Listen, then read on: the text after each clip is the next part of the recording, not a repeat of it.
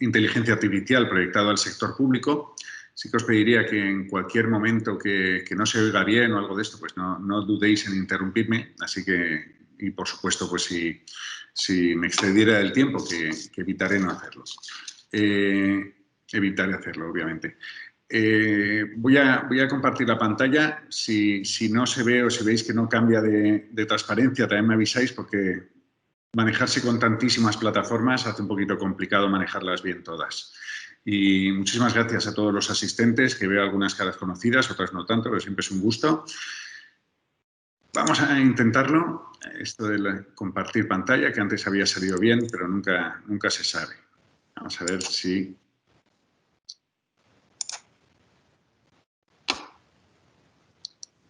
En teoría he puesto ahora que la presentación se ponga en marcha. No sé si me podéis confirmar que avanza la presentación.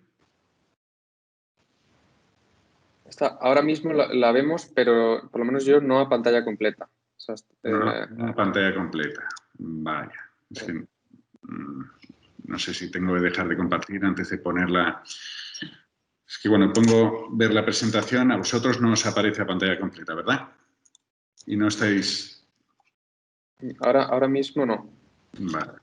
Prueba, Lorenzo, a dejar de compartir y volver a compartir, porque entiendo que estás con un Mac y Mac a veces tiene incompatibilidades con Teams. Entonces es algo tan básico como dejar de compartir y volver a compartir y dar a modo presentación. Es que si pongo la presentación a pantalla completa no me deja salir. Voy a hacer otro intento. Antes, a ver si me deja salir. Pero no me deja.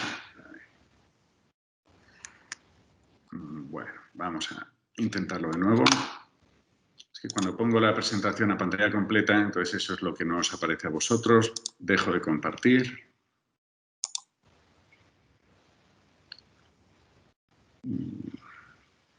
Voy a compartir pantalla a ver si esto genera menos problemas.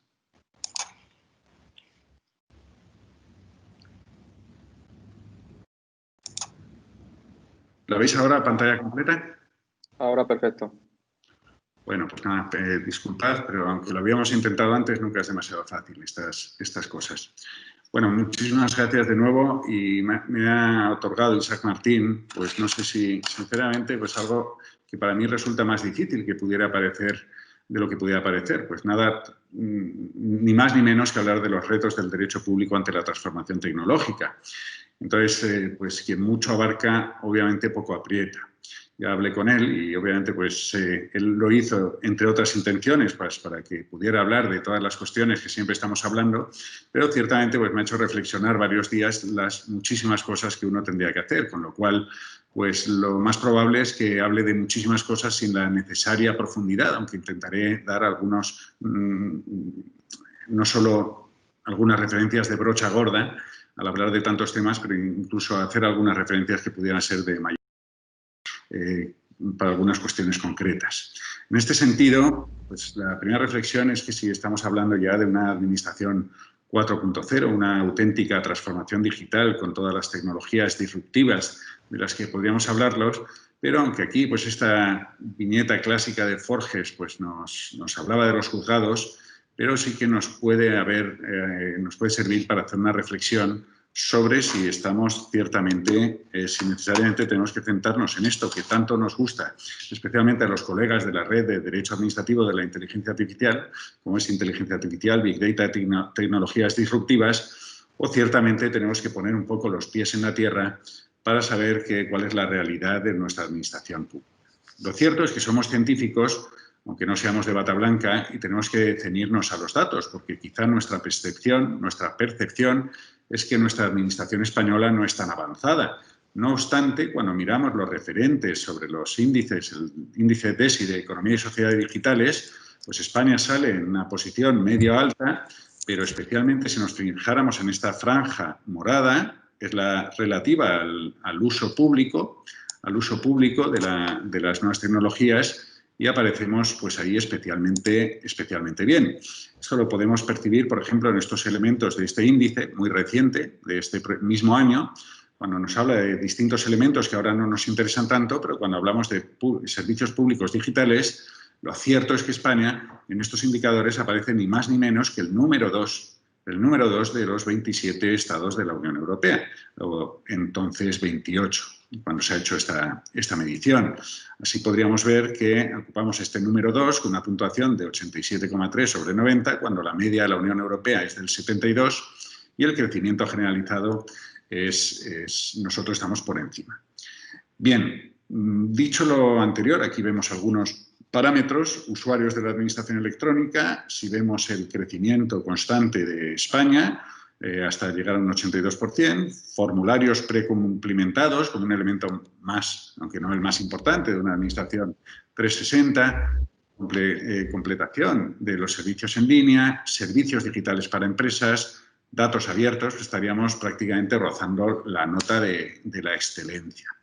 No obstante, para los que ya peinamos unas cuantas canas y estamos viendo desde el año 2000 toda la medición de servicios públicos esenciales electrónicos, España siempre ha estado en la media alta, luego quizá descendió un poco, pero siempre ha estado en la media alta, y también indicadores de administración electrónica de Naciones Unidas, también de participación y transparencia, pues lo cierto es que nos hace ser ciertamente escépticos, porque conocemos una realidad que de cara al exterior es otra. Eso nos puede decir que en el resto del mundo están especialmente mal, o que quizá perseguimos indicadores para ser muy bien medidos y que a lo mejor se alejan de una realidad. No obstante, como decíamos, pues pese a que la percepción pueda ser no la mejor, pues somos científicos y tenemos datos, y sobre los datos pues estamos en una situación que casi diríamos envidiable en España. Un buen ejemplo de la importancia de estos temas es el apartado 5 de la Agenda 2025, transformación digital del Plan Agenda 2025, que habla sobre transformación digital del sector público. Yo invito, ciertamente, pues está bien, la página, creo recordar que en las 35 y siguientes de este documento, pues está bien porque nos marca una serie de hitos básicos que pueden no resultarnos nuevos, como la simplificación administrativa, restringir cargas a la ciudadanía, la administración 360, que la personalización de servicios, el uso de la nube, el uso del blockchain, que digamos no aporta nada especialmente nuevo, pero sí que es cierto que en este plan más global, pues sí que la transformación digital del sector público pues ocupa una importancia relevante. Y, por supuesto, nos interesará abordarlo desde el punto de vista jurídico, pero no está mal señalar que quizá en los últimos tiempos se ve una percepción más positiva sobre todo lo que es transformación digital, aunque siempre ha estado ahí desde hace más de 20 años en todas las agendas estatales y europeas, pero digamos que hay un impulso fuerte como lo hay actualmente desde la Secretaría de Inteligencia Artificial, etcétera, etcétera. Hay que tenerlo en cuenta. No obstante, pues desde quienes aún recordamos la 3092 nos podemos preguntar si realmente ha fallecido. ¿Por qué? Porque, como sabemos, las leyes 39 y 40 pues entraron en vigor en 2016, pero son leyes que hoy comentaremos. Tendremos que recordarla porque a los que nos gustan estos temas tan de transformación digital, pues nos olvidamos a veces de cuáles son las preocupaciones actuales y dónde es necesario poner algún énfasis. Y debemos recordar una vez más que esta ley no hace más que dilatar lo que es la obligación de su implantación, que esperemos que para la próxima primavera, quizás cuando se levante el estado de alarma, pues también se levante el estado de alarma para el no acabar de obligar a las administraciones a implantarla. Pero claro, las obligaciones no valen sobre el papel, no valen con un decreto ni con una ley, sino que el poner fechas es muy bonito, pero lo que hay que hacer es un trabajo de fondo. Se está haciendo y nuestra administración es especialmente compleja, pero se está retrasando mucho más de lo que requeriríamos, y quizá esta situación actual pues no sea más que un motivo para esta situación actual de la pandemia para recordar que necesitamos realmente implantar en su plenitud las obligaciones y el régimen jurídico de las leyes 39 y 40 que comportaron casi un giro copernicano respecto de las administraciones electrónicas, que ahora lo han de ser todas. Bien, hablando de esto que a veces se nos olvida, pues creo que se me ha puesto automático. Si se va mucho, pues tendré que parar la presentación un momento. Pero bueno, hay elementos que no podemos olvidar. Simplemente tenerlos en mente, ya están estudiados, ya están analizados, se está mejorando, pero el derecho a relacionarse electrónicamente con la administración y, sobre todo, su vertiente primero, que hay que implantar realmente una administración electrónica que nos permita relacionarnos con plenitud, interactuar electrónicamente, pero sobre todo en la otra dimensión de obligación electrónica, pues ha generado y genera no pocos problemas para tanto personas físicas que son obligadas reglamentariamente a relacionarse electrónicamente, como la generalización a todas las personas públicas, a todas las personas jurídicas que llevó a cabo la Ley 39.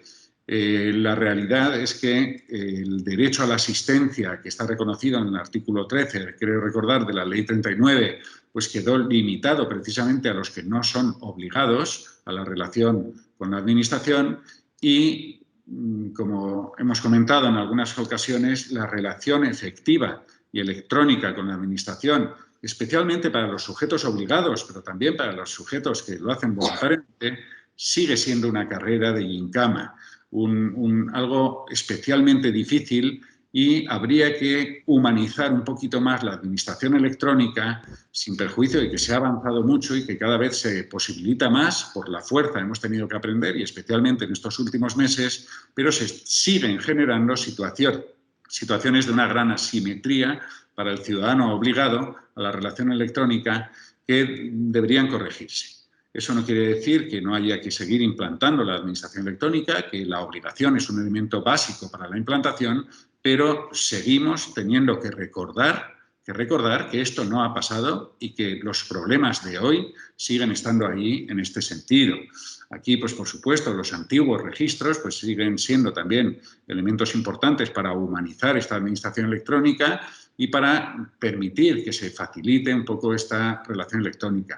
No quiero hablar hoy de identificación y firma electrónica, salvo que en algunas ocasiones hemos tenido recientemente algunas sentencias sobre el tema. Las dificultades de relación electrónica pasan también por las dificultades de identificación de los usuarios de la administración electrónica o de su uso de firma electrónica. No obstante, se ha avanzado muchísimo, pero insistiría en no tenemos que olvidar. Otro tema que nunca deja de estar ahí, se está mejorando, pero creo que es importante recordarlo en su sentido más amplio, son el seguir haciendo esfuerzos para la interoperabilidad del sistema complejo de administraciones que tenemos en España, para compartir archivos, para compartir documentación, para compartir datos y para las bases de datos de procedimientos que utilizan unos y otros. Por supuesto que ya son muchos años avanzados, pero no hay que dejar de olvidar esta administración que realmente es la que tenemos hoy por hoy. ¿Cómo sucede con la gestión documental? No solo sigue existiendo mucho papel, no solo seguimos con el chip de papel en algunas administraciones, sino que algunas carencias que sobre todo se han apreciado en algunos ámbitos colaterales, como es la transparencia, seguimos sin hacer una buena gestión documental que nos permita, entre otras cosas colaterales, como decía, es una transparencia en el diseño, una privacidad en el diseño, que no es tan colateral. La privacidad en el diseño es para proteger específicamente este derecho de protección de datos, cuando se implantan nuevos sistemas de gestión de servicios de administración electrónica, no siempre interoperables y no siempre pensando en elementos, como he dicho, de la transparencia o la privacidad en el diseño, y sobre todo pues eludir en el chip, tanto en la cultura administrativa como en el funcionamiento, lo que es el papel. Bien, otro elemento interesante de los muchos que ahora simplemente estoy haciendo un recordatorio más general de estas materias, pero otro elemento interesante son estas dos palabras de soberanía digital. Sobre ella ahora me voy a centrar en lo que el decretazo digital de hace justo un año, quiero recordar que fue precisamente pues hace un año, antes de las elecciones, hubo una regulación importante y tenemos una tendencia mundial, especialmente pues la apreciamos en China o en Rusia, cuando se habla de soberanizar de nuevo lo que es algo más global como es la red, como es algo más global como puede ser el cloud computing, el uso de la nube, que tiende hacia la transnacionalización y los movimientos internacionales de datos. En este sentido, lo que quería recordar es que cuando se habla de soberanía digital, de la que vamos a hablar en dos vertientes, una de ellas es la soberanía propiamente dicha como poder jurídico del Estado para proyectar ese poder que implica la propia soberanía estatal en el ámbito digital. En este sentido, no está de más recordar que el decretazo digital, tan interesante por otra parte, porque permitió un posible apagón de la red o una intervención administrativa de la red, que ahora vuelve a replicarse en la Ley General de Telecomunicaciones. No es ese ahora el tema que ahora me ocupa, porque que me interese tanto, pero sí que hay que tener en cuenta que el artículo 46 bis fue reformado respecto de la ubicación de los sistemas de información y comunicaciones para el registro de datos. Recordemos que eran tiempos de especial problemática jurídica, política, por cuestiones de independencia en Cataluña, que tuvo su réplica en la posibilidad de la intervención de las redes por fenómenos como el tsunami, estos movimientos sociales que estaban a través de las redes, pero también respecto de la República Digital Catalana, por decirlo de algún modo, pues digamos que el Estado aprovechó la necesidad de reconducir algunas normas de seguridad y defensa, que ahora tampoco me quiero centrar, básicamente, ya el Tribunal Constitucional había avalado las capacidades del Estado respecto de la seguridad informática, y en esta tendencia, en la que ahora tampoco quería entrar, pero sí el recordar que respecto del uso de la nube, que siempre hemos debatido las posibilidades que tiene el sector público de uso de la nube por materias de seguridad de la información, por ciberdefensa y por protección de datos, pues se reforzó tanto en este artículo 46 bis la necesidad de utilizar servidores que estén ubicados en España, lo cual pues, se ha criticado por ir en contra de la libre circulación de datos en territorio protegido por nivel homogéneo de protección de datos, como es el Reglamento Europeo de Protección de Datos, pero España, especialmente para datos relativos a censo electoral, padrones, registros de población en general, datos fiscales en general o Sistema Nacional de Salud, ha dejado bastante clara la necesidad de que se ubiquen en servidores españoles. Asimismo, cabe recordar que también el artículo 46 bis y, entre otros, en la Ley 9/2017 de contratos, entre otros artículos, especialmente el artículo 122, remarca la necesidad de que en la contratación pública queden bastante claras siempre las finalidades del uso de datos, la ubicación de los datos, la posibilidad de subcontratación o no de los mismos, intentando evitar pues, esta expansión y esta huida de los datos fuera de España que pudieran quedar fuera, entre comillas, de la soberanía española, entre comillas. Este concepto, en primer lugar, mal utilizado de soberanía digital, sobre el que volveremos. Bien, esto no hay que olvidarlo. Por supuesto, habría que hacer una referencia amplísima a lo que es la protección de datos y el sector público. Es un tema que obviamente daría para un seminario o como mínimo un diploma universitario, pero sí que me gustaría recordar que obviamente en estos años no solo ha habido regulaciones como las que he mencionado, no solo hay que tener en cuenta las leyes 39 y 40, sino que sobre todo el Reglamento Europeo de Protección de Datos, la Ley Orgánica de Protección de Datos y Derechos Digitales y, entre otras, la sentencia 76/2019 del Tribunal Constitucional. ¿Qué temas me gustaría recordar? Pues es especialmente interesante el informe de la Agencia Española, ahora no recuerdo si era el 185, como ahí he puesto a mano, o el 175 del 2018, que con un carácter bastante rigorista deja bastante claro algunos elementos básicos del tratamiento de datos en las administraciones públicas. Sí que me gustaría recordar simplemente un brochazo, cómo se excluye en muy buena medida el consentimiento como base de legitimación para el uso de datos por nuestro sector público, sino que se acude esencialmente al principio de legalidad de la Administración y en particular vinculado con el artículo 6 de la ley del Reglamento Europeo y la necesidad, y también hay que vincularlo con nuestra trayectoria constitucional del Tribunal Constitucional, en tanto en cuanto los datos personales que no sean con consentimiento del interesado supone una restricción del derecho fundamental que exige, al ser una restricción, no solo hay un mero principio de legalidad de actuación de la Administración para conferir una base legítima, para reconocer una competencia, una atribución específica, sino que al mismo tiempo estamos en terreno de derechos fundamentales limitados. Y en ese sentido hay una reserva de ley específica del artículo 53 y en su caso del artículo 81. Ello combinado que no se digiere especialmente bien con el artículo 6, con el artículo 9 para los datos especialmente sensibles, con el artículo 22 para las decisiones administrativas automatizadas o con el artículo 23, me gustaría ahora recordar que la tendencia formal, y ahora diré por qué es formal, es que la tendencia de nuestro Tribunal Constitucional o el artículo 23 del Reglamento Europeo de Protección de Datos es su aplicación textual del reglamento o la doctrina del Tribunal Constitucional, que ya se vio no solo con la clásica sentencia 292 del 2000, sino con la sentencia del Padrón del 2013, pero en una tendencia cada vez más rigorista, cada vez más exigente. Lo que me gustaría recordar es que hay una exigencia muy fuerte de principio de legalidad para el tratamiento de datos en el sector público, una exigencia muy fuerte de base legal para la atribución de competencias o atribuciones que impliquen una legitimación del uso de datos por las administraciones, y en ese sentido decía que hay un carácter muy rigorista formal, porque lo cierto, a mi juicio, y me gusta decir algunas butards, es que el nivel tan alto de exigencia del Tribunal Constitucional, como se dio con la Ley de Partidos Políticos o la sentencia del Padrón, no contrasta con la realidad.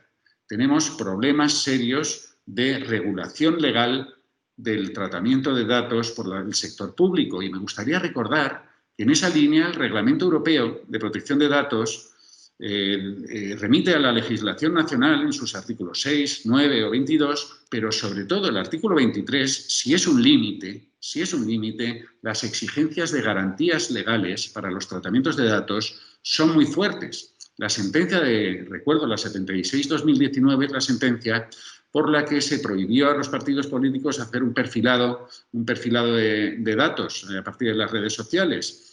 Pero, de nuevo, insisto en que el listón del Tribunal Constitucional acertado fue muy alto a la hora de exigir una calidad muy alta de la ley, no solo para permitir un límite a los derechos, sino para regular las garantías específicas compensatorias de estos tratamientos de datos. En este sentido, creo que hay una realidad, que es la del artículo 23, la del Tribunal Constitucional, y la realidad, una realidad formal y la realidad verdadera de nuestra administración y nuestra regulación, y es que no se cumplen esos estándares de calidad en todo nuestro ecosistema legislativo que permite el tratamiento de datos por las administraciones.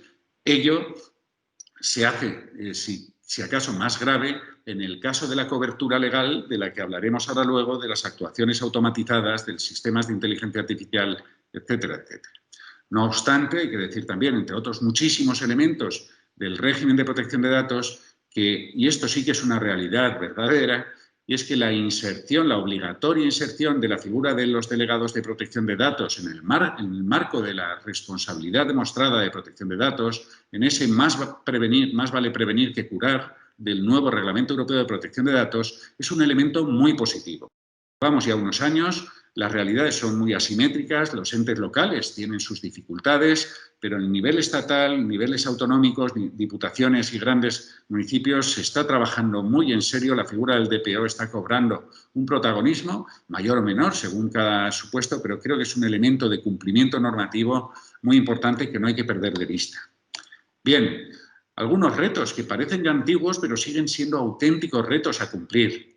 La Ley 40, en su artículo 155, sobre comunicación obligatoria de datos entre administraciones, se está cumpliendo de aquella manera, cada día se está implantando mejor.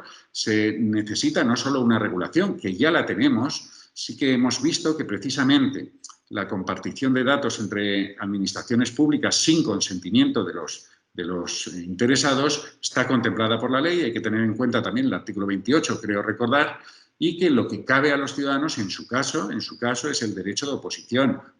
Porque no olvidemos que, como ha recordado la Agencia Española de Protección de Datos, el tratamiento de datos en las administraciones, salvo excepciones, se legitima por la ley, no por el consentimiento. Dicho esto, hay que implantar verdaderamente un sistema de comunicación obligatoria de datos entre administraciones que nos lleve a una, entre comillas, archivo único, y a cumplir también con los requerimientos de intercambio de datos en las administraciones. Otros artículos, por cerrar esta pasada de moda administración electrónica, Y cuando digo pasada de moda es porque quizá nos gusta mucho más hablar de la futura administración digital, pero la que de verdad debemos pelear, debemos seguir insistiendo en su importancia, son algunos artículos y las políticas que hay detrás y que ya se insertaron con los artículos 157 o 158 sobre reutilización de aplicaciones y la transferencia de tecnología y aplicaciones entre las más de 15.000 administraciones que hay en España, más allá de los 8.000 ayuntamientos, pues todos los organismos autónomos, etcétera, etcétera. Ciertamente, las herramientas jurídicas están ahí para esta transferencia de aplicaciones, esta reutilización. Se está trabajando mucho, volvería a insistir, no es algo nuevo, se está avanzando, pero creo que hay que, posiblemente nos pasa, como en otros sectores de la vida, cada administración está muy agobiada intentando cumplir sus plazos, implantando la administración electrónica, no le da tiempo muchas veces a mirar alrededor para realmente reutilizar las herramientas, las aplicaciones, los sistemas que están funcionando bien. No obstante, se está avanzando mucho y, entre otros elementos, el Centro de Transferencia de Tecnología está en ello. Pero, insisto, para acabar esta primera parte, no hemos de olvidar que, aunque quizá esté como pasada de moda, nuestra administración electrónica que se tiene que implantar en mayo, si no recuerdo mal, con el último retraso que hubo, es esta, y ahora tenemos que mirar hacia adelante. Y ese mirar hacia adelante es esta transformación digital del sector público y, por qué no decirlo, es un tema sexy. Es un tema sexy cuando hablamos de inteligencia artificial, de robótica, por resumir un poquito, por quizá transmitir más claramente estas tecnologías disruptivas. Ya ha hablado Luis Arroyo de los trabajos que estamos haciendo desde la red Daya.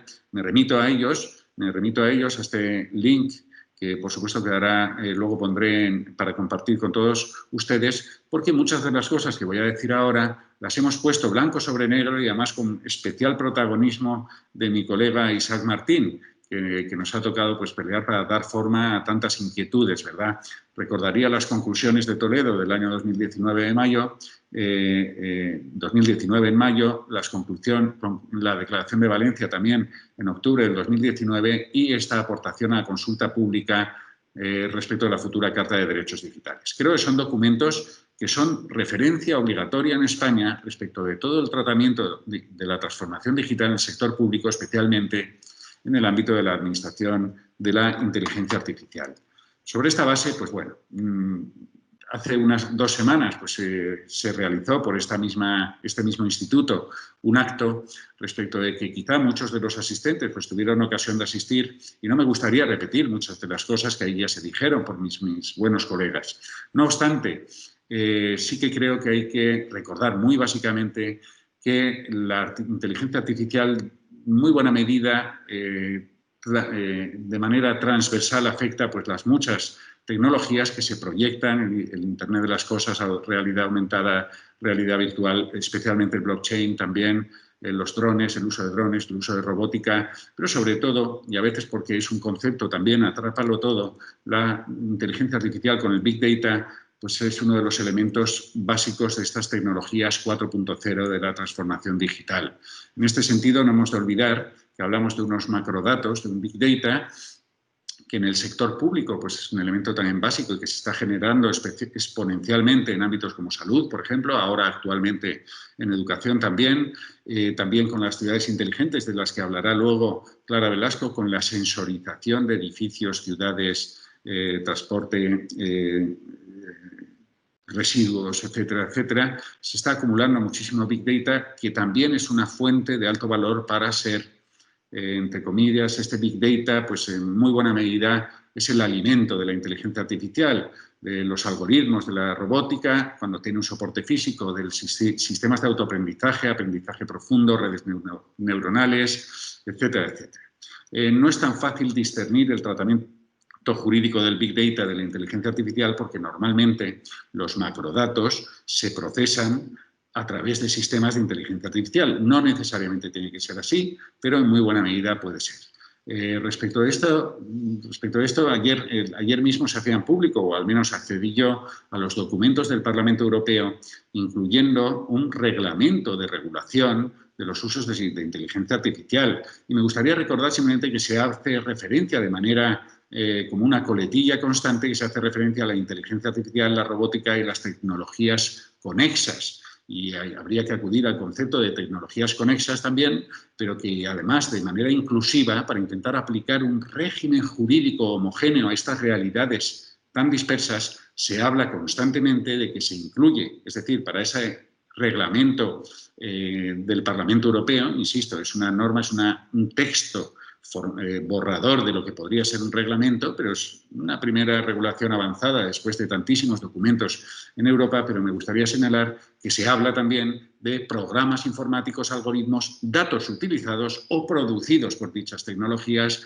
desarrolladas, desplegadas o utilizadas. Es decir, que necesitamos atrapar una realidad muy, muy amplia para intentar dotarle de un régimen jurídico, y eso no es nada fácil.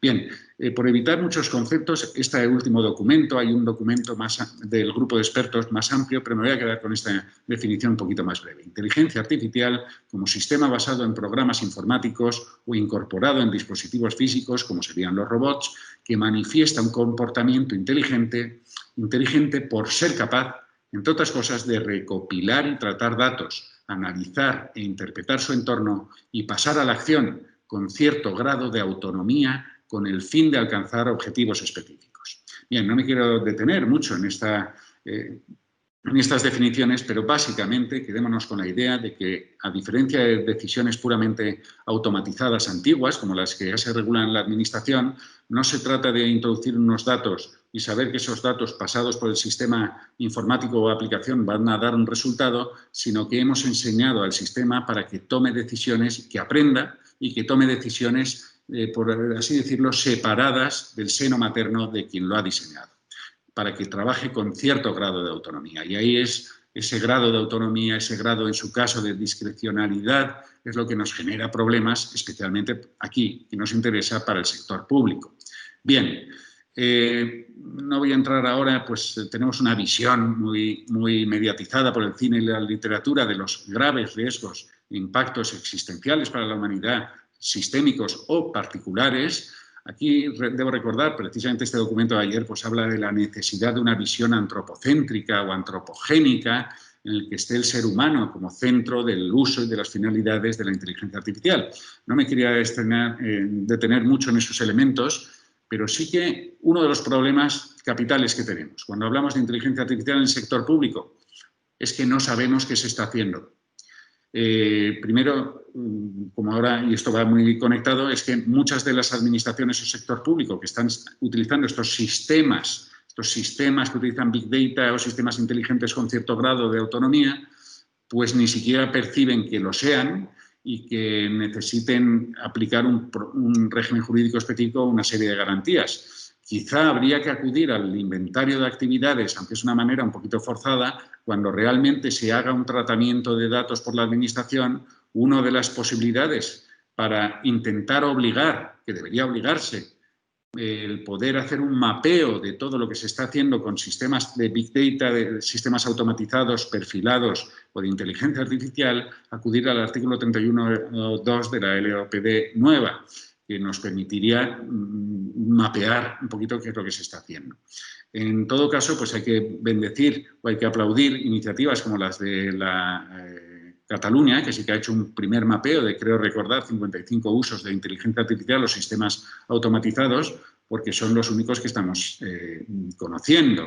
En este sentido, sí que se ha dado un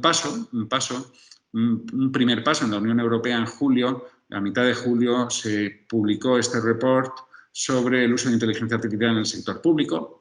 Me remito al mismo, simplemente detallaré que se analizaron 230 experiencias de estos usos automatizados, perfilados, sistemas de inteligencia artificial, 12 de ellos en España. Falta que se publiquen los datos desde los que se trabajó y sirvió para hacer un primer perfil de lo que se está haciendo. Un primer inventario se señaló telegráficamente en este estudio muy amplio, pues que hay un dudoso impacto hoy por hoy del uso de inteligencia artificial, que las tipologías y los propósitos son muy amplios, muy variados, que debería ser un motivo de gran preocupación las repercusiones éticas y sociales, se señala. Se dice que se están adoptando en todos los países medidas para estimular el uso de la inteligencia artificial en sus servicios públicos. Se subraya que más que un enfoque regulatorio, como el que aquí voy a señalar también, se debería hacer más énfasis en una gobernanza de los usos de la inteligencia artificial y que hoy por hoy el uso de la inteligencia artificial, como ha pasado con nuestra administración electrónica, se está utilizando más para mejorar la propia administración, o así intentarlo, que pensando en la ciudadanía y en los usuarios o clientes o la ciudadanía de los servicios digitales públicos. Es decir, ese elemento que ya hemos vivido con el desarrollo de la administración electrónica parece que se está dando. Bien, básicamente hoy por hoy la mayoría de los usos de inteligencia artificial es a través de chatbots, asistentes digitales, asistentes virtuales, sistemas de recomendación. Hay un número de casos también importante y aquí suele ser muy importante el derecho, que tenga pendiente estos usos, denominados análisis predictivo, simulación de reconocimiento de patrones y visualización de datos. También un número importante para el uso de inteligencia artificial para visión por computador y reconocimiento de identidad. Quizá también otros usos que llaman para tomar decisiones masivas, sistemas expertos de toma de decisiones algorítmicas, pero sobre todo también se está utilizando para gestión del conocimiento y temas de defensa y detección de amenazas y seguridad informática. Bien, aquí tenemos este índice más visual de lo que se está utilizando hoy por hoy en esta división, esta taxonomía de usos de la inteligencia artificial, que ciertamente al jurista no nos interesa tanto, como ahora me explicaré. Pero estamos viendo más o menos un termómetro de qué es lo que se está utilizando. Bien, en esta línea me gustaría también, entre los fines, pues se está hablando que se está utilizando poco para la adjudicación de bienes y recursos. Bien, me gustaría ahora muy rápido recordar en el escenario mundial que la Unión Europea está poniendo muchísimo énfasis. Tenemos un sistema de gobernanza muy amplio en la Unión Europea por el cual el Parlamento Europeo ahora ha demostrado una vez más que es muy activo, sobre todo es proactiva la Comisión Europea, pero también el Consejo mandando una hoja de ruta de la inteligencia artificial en Europa. Y estratégicamente, y simplemente lo señalo, la apuesta está muy clara. La Unión Europea ha perdido la batalla de la inteligencia artificial, está muy rebasada tecnológicamente por Estados Unidos y Asia, y especialmente China, no solo China, en Asia, y digamos que la única oportunidad que podemos tener es la de hacer una inteligencia artificial made in Europe, una inteligencia artificial confiable, basada, se le está llamando ética en el diseño. Me gusta mucho el documento, uno de los muchos documentos que ayer se conocieron del Parlamento Europeo, porque recuerda que esto que es una marca de la ética en el diseño, en verdad es cumplimiento normativo y podríamos traducirlo en protección de datos, protección de derechos, debido proceso, cumplimiento de garantías en el diseño. Suena muy bien esto de la ética, se vende relativamente bien, pero se está apostando por un cumplimiento normativo en el diseño. En este sentido, como voy un poquito mal de tiempo, voy a pasar de largo algunas de las dudas. Creo que no se está reaccionando tarde. Así como nos ha pasado en general con Internet, que se llegó tarde cuando ya se habían creado unos gigantes tecnológicos. Obviamente esos gigantes tecnológicos ya están ahí y son los que trabajan ahora con inteligencia artificial. Google, Amazon, Facebook, Microsoft, IBM, están ahí, pero, y es muy difícil ya que el derecho pueda contener muchas de las tendencias que ya han adoptado, pero creo que no se va a dar la situación que ya tan grave de que lleguemos tarde, porque ya existe un derecho fuerte aplicable y se están adoptando medidas para contener más los peligros de la inteligencia artificial. Simplemente es otro elemento, otro reto de la transformación digital del sector público. Son nuevas formas de regular, nuevos mecanismos de los sandboxes regulatorios. Por ejemplo, recuerdo el Consejo Constitucional francés en diciembre del año pasado analizó un sistema provisional de experimentación del uso de lo que posiblemente nos hablará Óscar Capdeferro más tarde, de uso para perseguir el fraude. Entonces son sistemas de excepcionalidad jurídica para ir probando, para hacer evaluaciones de riesgos de nuevas tecnologías, y creo que los experimentos, se dice que con gaseosa, pero hay que hacer experimentos reales, experimentos jurídicos, para permitir de manera contenida y, por supuesto, siempre respetando las garantías y derechos, pero permitir el avance. El avance, se habla del derecho biodegradable, estas sunset clauses, estas regulaciones excepcionales que permiten probar. Esto es importante. Se necesitan modelos que nos permitan avanzar, evaluar riesgos, que no suceda como aquella Red Flag Act que retrasó el desarrollo de los sistemas de transporte en el siglo XIX en Gran Bretaña porque exigía tantísimas garantías como era para circular a 8 millas por hora, pues que una persona fuera delante anunciando el peligro paso de estos instrumentos del diablo, que eran los vehículos, los iniciales vehículos, y que paralizó el desarrollo tecnológico en ese sector por una ley mal hecha. Hay que actuar bajo el principio de precaución, bajo el principio de evaluación de riesgos. En este sentido, vuelvo a hablar muy brevemente, pero para el derecho público, pero para el derecho en general, creo que estamos ante la eclosión de un nuevo modelo jurídico en razón de las nuevas tecnologías. Nunca hay nada nuevo bajo el sol, que se lo digan a los estudios de impacto en medio ambiente o los estudios de impacto, por ejemplo, en materia de género.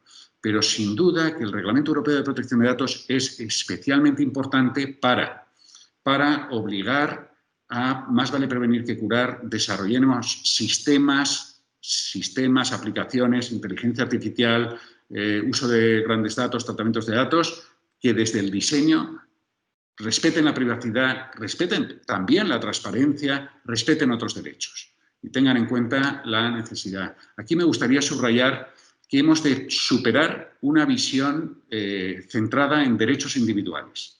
Los derechos individuales están ahí, pero es muy difícil que con el Big Data y algunos tratamientos automatizados no afecten directamente a derechos específicos de sujetos titulares de derechos subjetivos, pero en cambio estén impactando gravemente en la sociedad. En este sentido, me gustaría recordar que hemos de trascender la soberanía digital, está tomando forma no solo para que España como Estado tenga unos poderes en el ámbito tecnológico, sino una soberanía digital en el sentido de reconocer potestades también, un reconocimiento de la dignidad de la persona frente al uso de las nuevas tecnologías.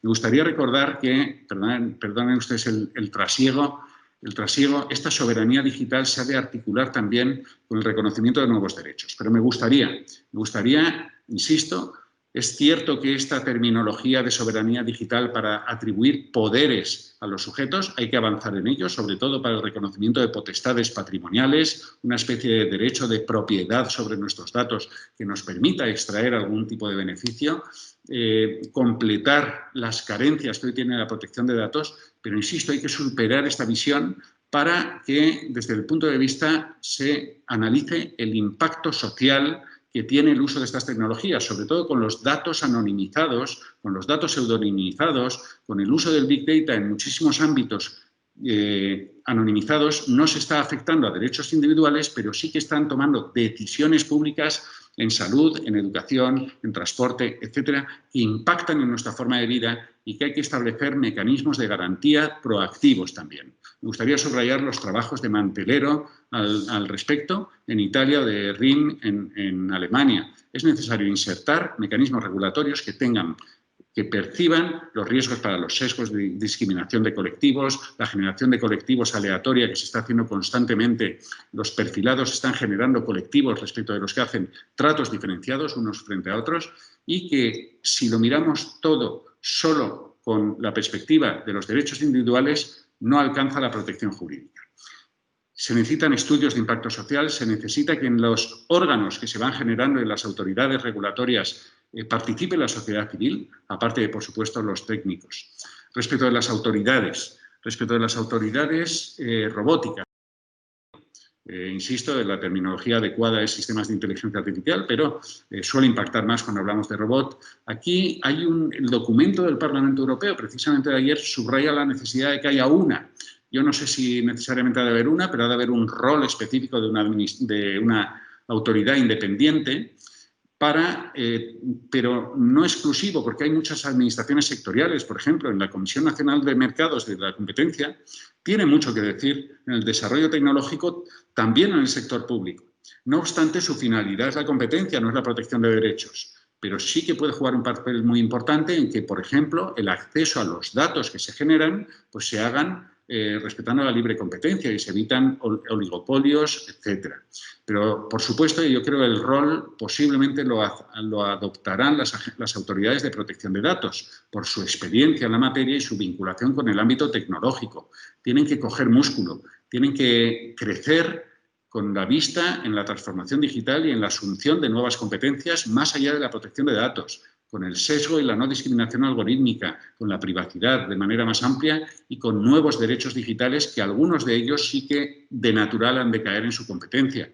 Pero ello no excluye la creación de autoridades, ya sean independientes o no, en el ámbito de las administraciones que tienen que vigilar el proceso de transformación digital, tienen que vigilarlo, hacer observatorios, tienen que hacer una vigilancia proactiva, conociendo qué es todo lo que se está haciendo y, en su caso, pues que se cumplan normativamente y, entre otras cosas, las autoridades robóticas, dejemos ahora el Ministerio de Consumo, más ajeno al sector público, pero quería señalarlo como que hay muchas autoridades que van a ir creciendo en sus competencias, pero debe centrarse hacia una autoridad.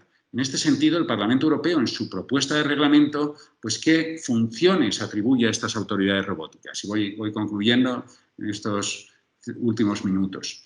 Pues las autoridades robóticas pues, tienen que llevar a cabo, siguen el esquema del libro blanco de la Unión Europea de inteligencia artificial.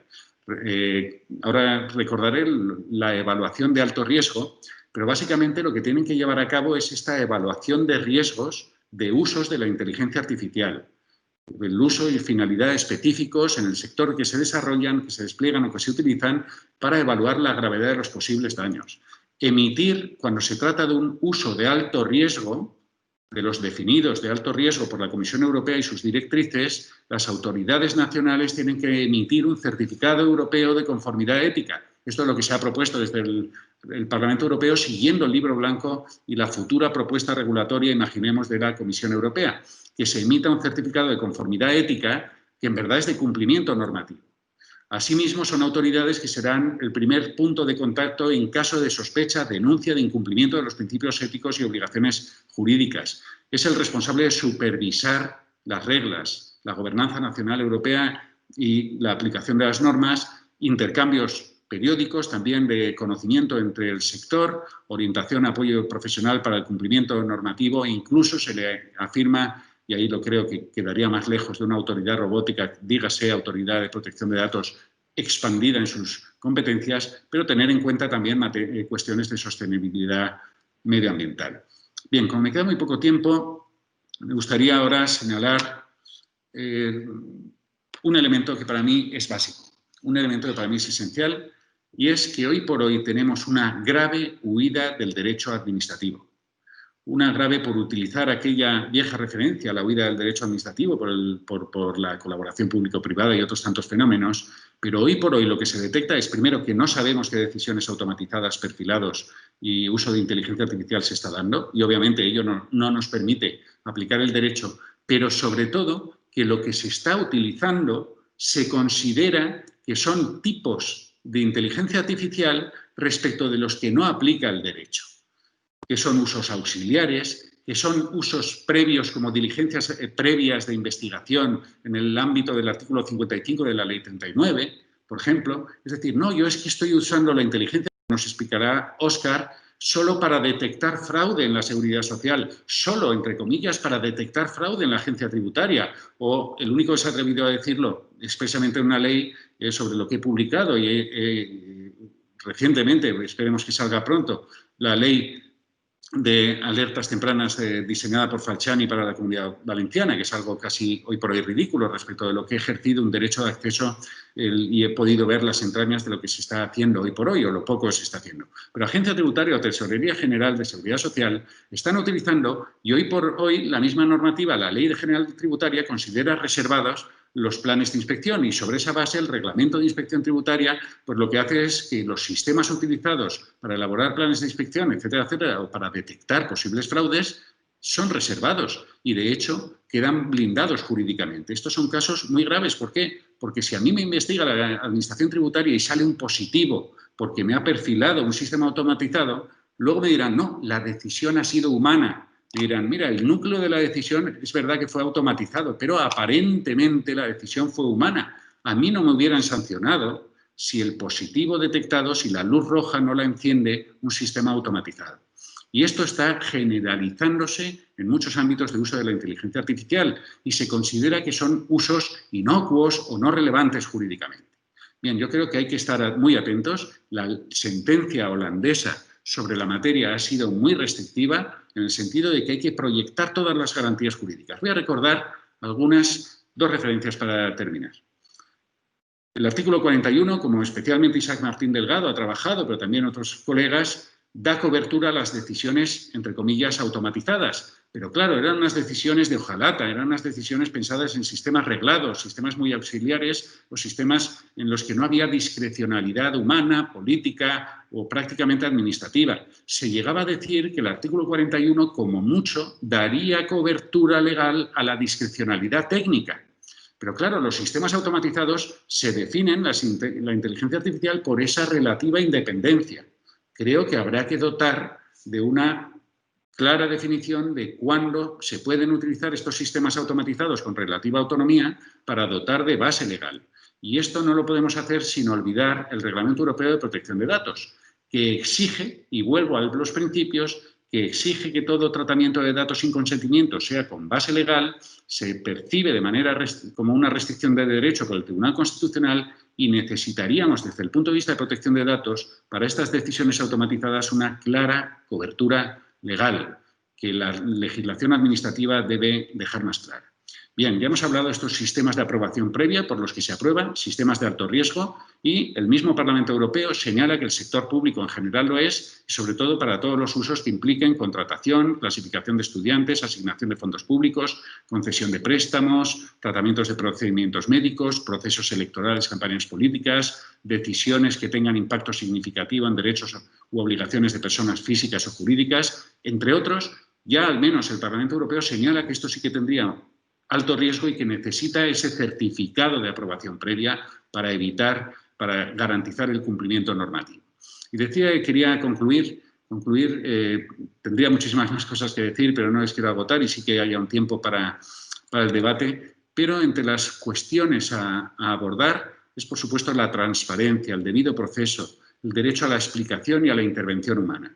Tenemos que evitar un contexto tecnológico en el cual seamos nosotros autómatas y repitamos las decisiones que nos propongan los sistemas inteligentes. El ser humano tendemos a ser vagos y a confiar o a presumir el acierto y la legalidad de lo que se hace con sistemas automatizados.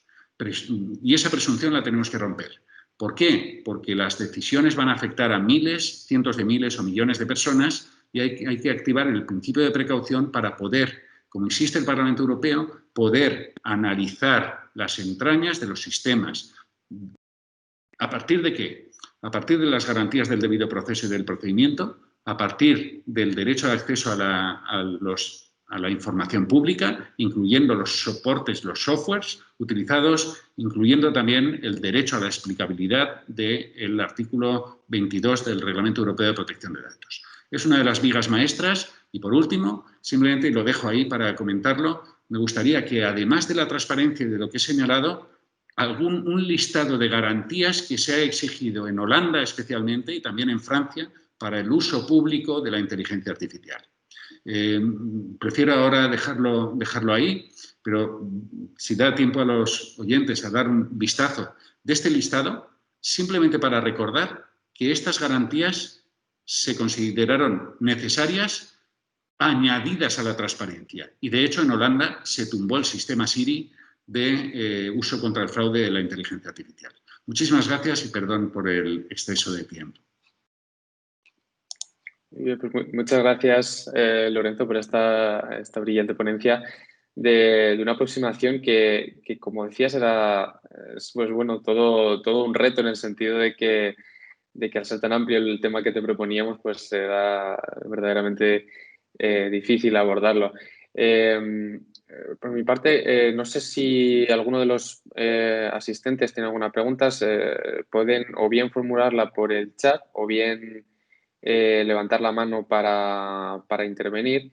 Yo, por mi parte, pues me ha resultado, como te comentaba, interesantísima la aproximación y tenía un par de cuestiones que quería, pues bueno, trasladarte o dos comentarios que me ha resultado muy interesante, pues bueno, esta última parte en la que abordábamos o en la que decías el tema de que las decisiones o los algoritmos o el software que se utiliza también en los que llamamos los actos preparatorios, en las fases previas del procedimiento administrativo, evidentemente también tienen que tener un cierto control y evidentemente también pueden producir sesgos y afectan de una manera u otra a los individuos, y que quizá esta distinción que podíamos pensar inicialmente de aquellos algoritmos que afectan directamente a derechos individuales y aquellos que no afectan, ya nos sirve o no, debemos repensar este concepto de los derechos individuales,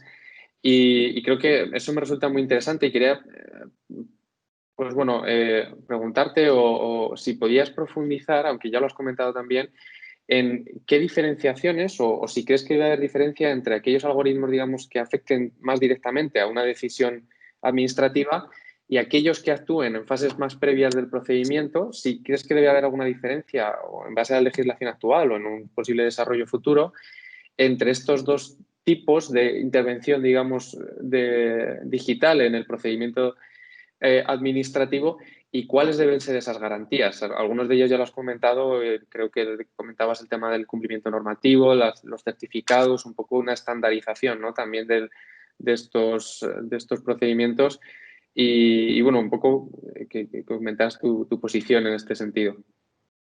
Muy bien, muchísimas gracias. También voy a ser muy breve para dejar, también veo una palabra de Pedro por ahí, pero básicamente me gustaría distinguir. Primero, las administraciones públicas, por ejemplo, deberían estar utilizando para tomar grandes decisiones en temas de transporte, movilidad, sostenibilidad, educación, salud, de usos anonimizados, de datos, perdón, de Big Data, datos desestructurados, desanonimizados. Entonces, ahí sería un claro ejemplo de que no se aplica el derecho a protección de datos. Pero, en cambio, ahí tenemos un claro ejemplo de decisiones que impactan en la sociedad y que deben tener algún tipo de control, como estudios de impacto social y participación de la sociedad civil.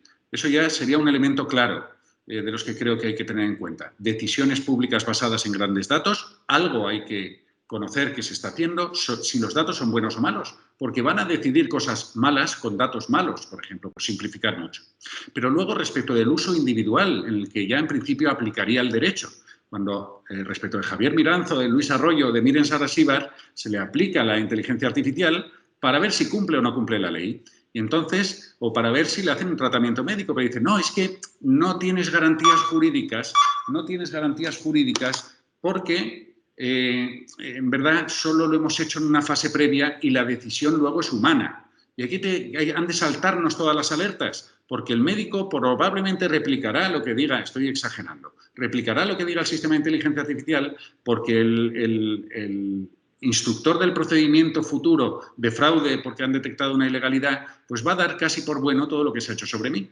Y a lo mejor, y sobre todo, ¿cuántos van a quedar fuera y no van a ser investigados? Entonces, por eso me que la sentencia holandesa es especialmente escrupulosa para usos en los que pueden tener repercusión y, sobre todo, garantías como la trazabilidad, que sepamos que el inicio de esa actuación estuvo en la base de un sistema automatizado, un tratamiento de datos masivos y que podamos impugnarlo en su caso. Si no hay trazabilidad y, por supuesto, transparencia y todo un listado de garantías que no me puedo ahora detallar. Muchísimas gracias. Gracias. Había antes una palabra pedida de Luis Cervigón, creo, pero no sé. Sí. Que le quería hacer una pregunta a usted. Que además de la ventaja que ha dicho sobre lo de los servidores en España, que ofrecen ventajas, por ejemplo, para los padrones o los registros, ¿se podría considerar otra ventaja más de ella? Además de ella, esa es la pregunta. Perdón, ¿podrías repetirla? ¿El uso para padrón de qué? Digo, perdona, que la ventaja de las tecnologías, además de lo que has dicho antes, lo de los servidores en España, que fue muy criticado, pero que utilizan, que son beneficiosas, por ejemplo, para la elaboración de padrones o registros, ¿había otras utilidades además de ellos? ¿Me entiende usted? No sé si te he captado. El tema, digamos, que he mencionado el tema de censo, usos públicos en salud, etcétera, es que el Estado español ha considerado que hay una serie de datos de la población que han de tener una especial seguridad y que no tienen que salir de España cuando se contraten usos de la nube. Y por otra parte, que no sé si te he captado bien, por supuesto, el uso de las nuevas tecnologías, tanto en su versión más clásica como en la visión más rupturista, pues creo que se puede proyectar en todos los usos de la administración y más faltado, entre otros, pues hablar de los usos 360, de personalizar qué es lo que quiere cada uno, saber qué es lo que queremos y anticiparse a lo que quiere cada ciudadano para intentar prestar un mejor servicio. Pues no sé si acaso luego repreguntas, porque no me ha quedado del todo clara la pregunta. Me parece que había Alonso y también Pablo que tenían alguna pregunta. Sí, Alonso Chapado, si tienes la palabra para hacer la pregunta cuando quieras. Sí, perdón, ¿se me escucha? Sí. Vale, yo quería preguntarle más sobre leyes de protección de datos. Una cosa que tiene que ver con eso es sobre el famoso artículo 13 que se iba a aprobar en el Congreso de la Unión Europea el año pasado, pero que al final no sé si consiguió salir o no, en el que básicamente implicaba que todo contenido que pudiera que pudiera poseer copyright debería ser revisado por unos sistemas de detección para ver si podría ser subido a Internet, si tendría que eliminarse por por propiedad intelectual, etcétera. ¿Hasta qué punto sería eso legal, entendiendo la protección de datos? Porque un sistema informático, porque obviamente hacer eso con mano de obra humana sería imposible, un sistema informático no tiene manera de discernir una foto tuya de una foto de una película, ¿no? Para eliminarla. Entonces, por eso quería preguntar qué implicaciones tendría eso. Muchas gracias. Bien, Alonso, muchísimas gracias. Lo cierto del tema, y sí que no me puedo extender, es un tema que me apasiona, pero se sale un poquito del uso por el sector público, pero digamos que la Unión Europea, tanto en materia de propiedad intelectual, como ayer mismo salió un documento especialmente interesante para control de contenidos por las plataformas, para su responsabilidad, no solo sino por daños, delitos de odio, terrorismo. Tenemos un reglamento a punto de aprobar que obliga a que las plataformas utilicen sistemas automatizados para evitar terrorismo, para evitar desinformación, para evitar rupturas del copyright, y cada vez se va ampliando más. Eso ha sido muy conflictivo en materia, ha sido más conocido en tema de propiedad intelectual, no tanto el de terrorismo, que está a punto de aprobarse, y digamos que genera dudas. Y de hecho ese artículo 13 que se ha ido convirtiendo se ha quedado desdibujado. Si tú lo lees, si lees la directiva finalmente aprobada, no se ve que haya una obligación. Básicamente, ahí, con eufemismos, se impone que se establezcan sistemas que permitan detectar la ilegalidad.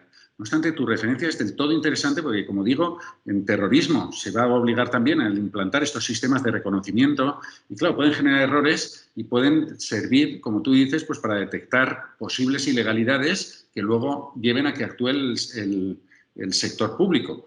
Por supuesto, primero lo que se está hablando es dar bastante autonomía a las plataformas para que determinen qué sistemas van a utilizar, se puedan supervisar. Y por lo que a ti más te interesa, y me parece excelente tu intervención, es la necesidad que tenemos que una autoridad, hoy por hoy la de protección de datos, sea muy proactiva en estas detecciones automatizadas que pueden dar lugar luego a actuaciones legales, judiciales, incluso de derecho penal.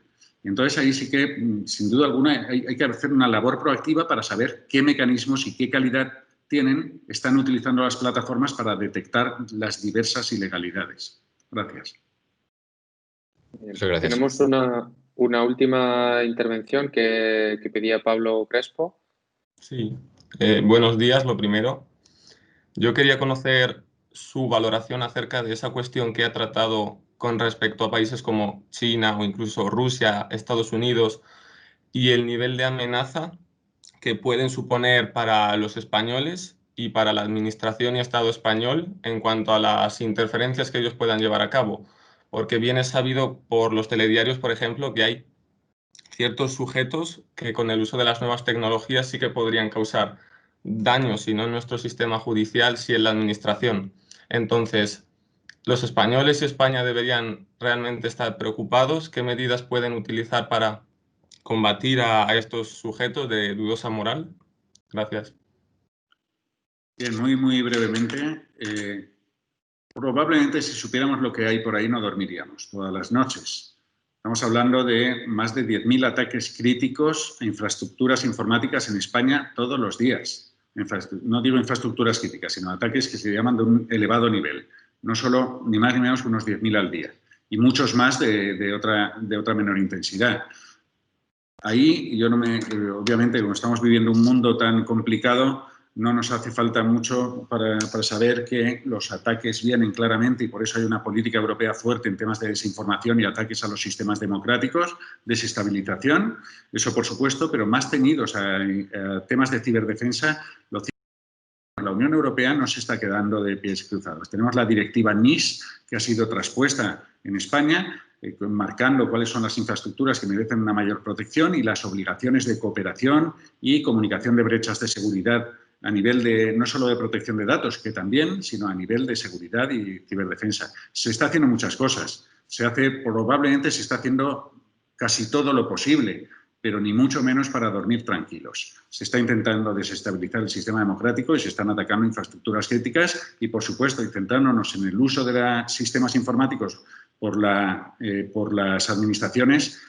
Hay medidas de seguridad muy importantes, pero que se ataque a los datos con los que va a trabajar luego la inteligencia artificial o que se ataque al sistema o se hackee, no hay que excluirlo. Pero al menos la normativa es clara y creo que tenemos un sistema bastante robusto. Pues muchas gracias, Lorenzo, por la ponencia. Gracias a los asistentes, a los intervinientes también en las preguntas. Con esto, como vamos en tiempo, vamos cumpliendo más o menos el programa, pues agradeciéndote de nuevo la participación en este primer seminario de expertos en Derecho Administrativo e Innovación Tecnológica